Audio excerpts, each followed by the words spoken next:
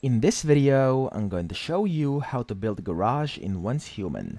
So if you want this garage over here for your vehicles, your motorcycle, car, whatever, this is how we can do it.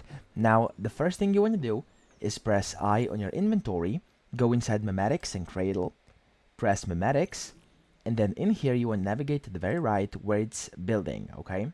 In here you want to unlock Garage, which is this thing over here, of course. Now, as you can see, you get the access to the basic small garage. Now, once you've done that, you want to click B on your keyboard, so B to enter build mode, and then right click, and then inside Facilities and Production and Processing, if you scroll down, you'll be able to see a garage, and you want to click on it and just place it somewhere. So beware, because this thing is quite huge. As you can see, it takes up quite a bit of space, so you may have to place down a few more foundations to be able to place it on there, okay? And then once you've done that, it's actually quite cheap to build it, you've successfully got yourself a garage. And now inside that garage, if you interact with it, as you can see the different vehicle list by pressing X. You can repair your vehicles by pressing, as you can see, G over here, and then holding down your F key.